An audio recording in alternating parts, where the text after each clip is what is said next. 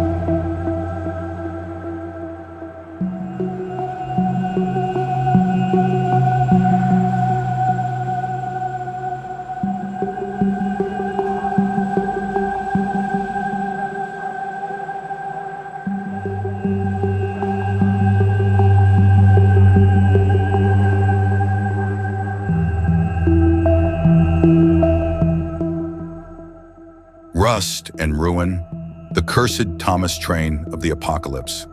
In the shattered remnants of a world long forgotten, where the skies burned orange and the earth crumbled under a blanket of ash, there rolled a train unlike any other.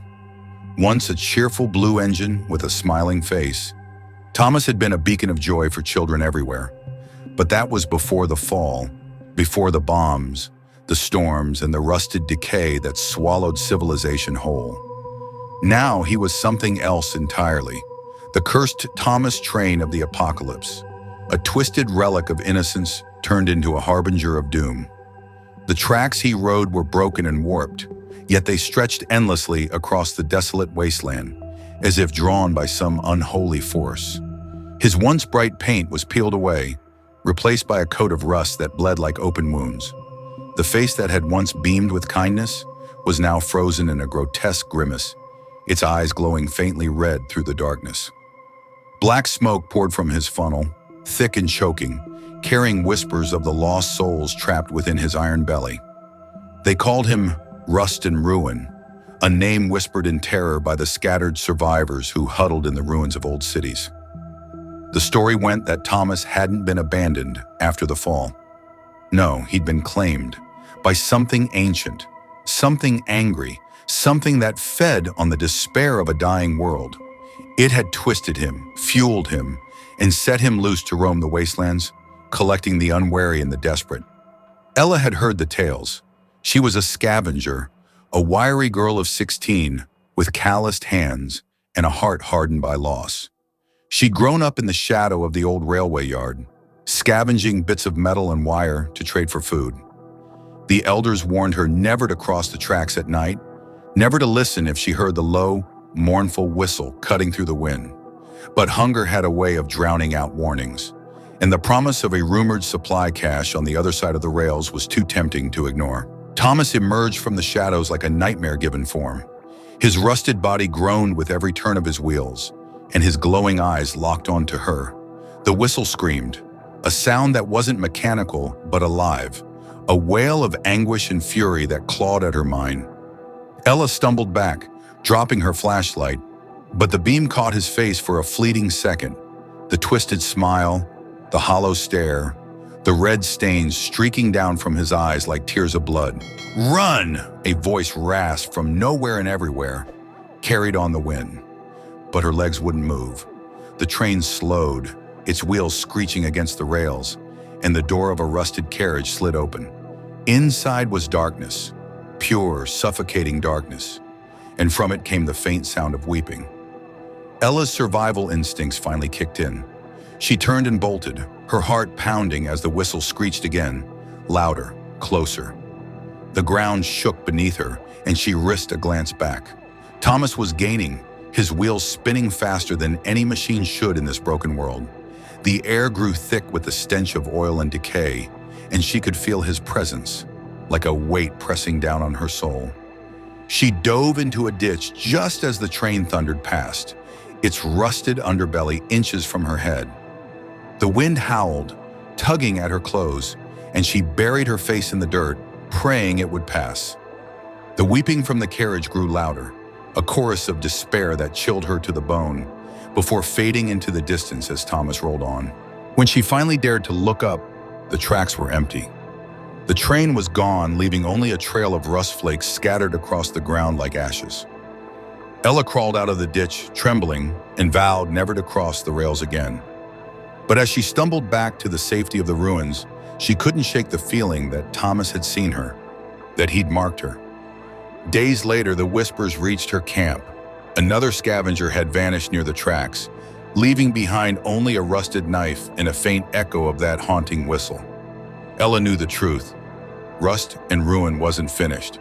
He was out there, rolling through the apocalypse, searching for the next soul to claim. And in the quiet of the night, she could still hear his wheels turning, a relentless rhythm that promised no escape. For in a world of rust and ruin, Thomas was no longer a friend. He was a curse, an eternal engine of despair, bound to the tracks of a dead world, forever hunting in the shadows of the end. Ella couldn't sleep. The nights that followed her encounter with the cursed Thomas train were haunted by the echo of that whistle, a sound that lingered in her ears like a parasite burrowing into her mind. She'd made it back to the camp, a crumbling cluster of shacks built from scavenged steel and tarp, but safety felt like an illusion. The rust flakes she'd brushed off her jacket that night had left stains on her hands, faint reddish-brown marks that wouldn't wash away no matter how hard she scrubbed.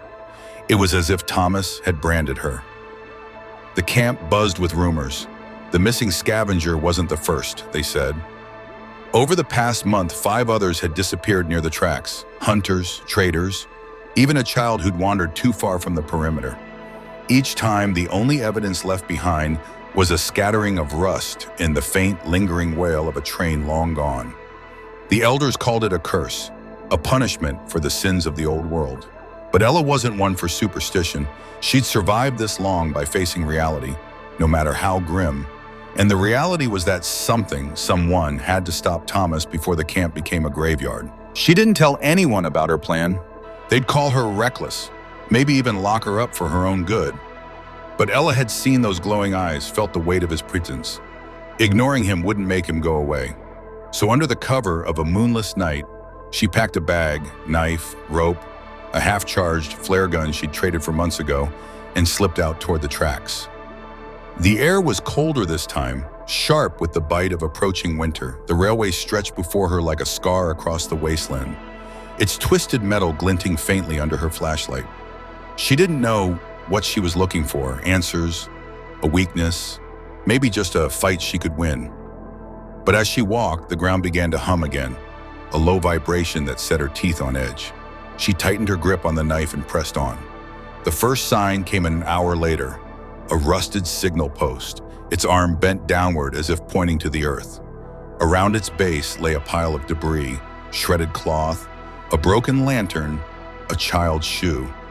Ella's stomach twisted. She recognized the shoe. It belonged to Mira, the girl who'd gone missing 2 weeks ago. Before she could process it, the wind shifted, carrying a sound that made her blood run cold, the slow, deliberate chug of wheels on rails. Thomas emerged from the darkness like a predator stalking its prey.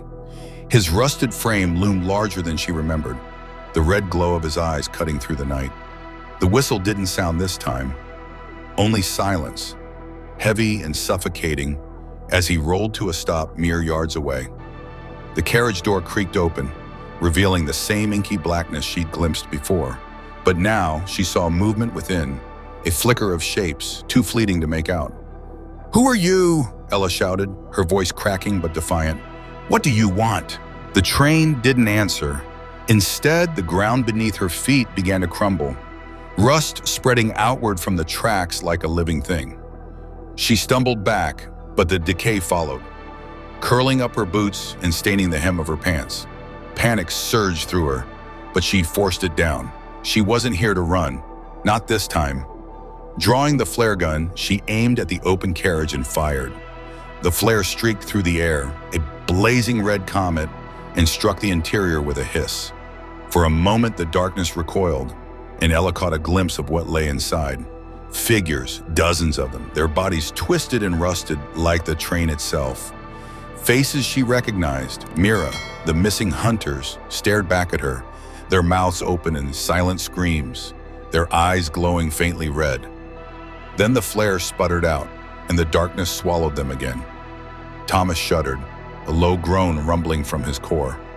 The carriage door slammed shut, and his wheels began to turn, faster now, kicking up clouds of dust and rust.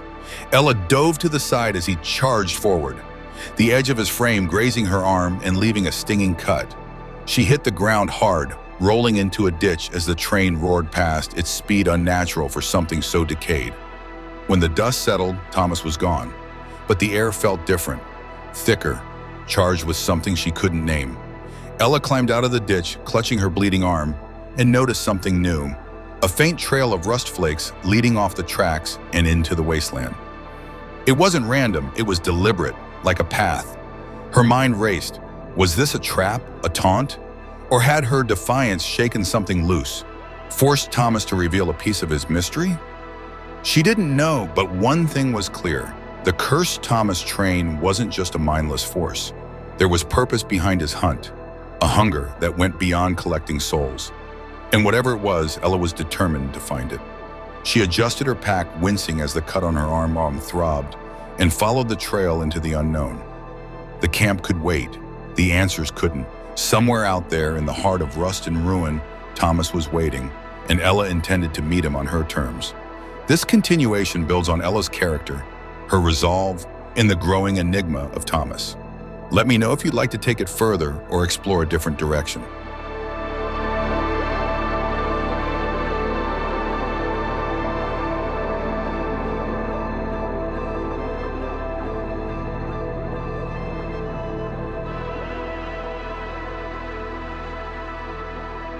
Thank you all for watching, my friends and viewers.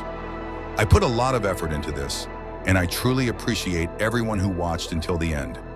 If you love Thomas, share this video with others, and don't forget to leave a comment. Who is your favorite character from Thomas and Friends?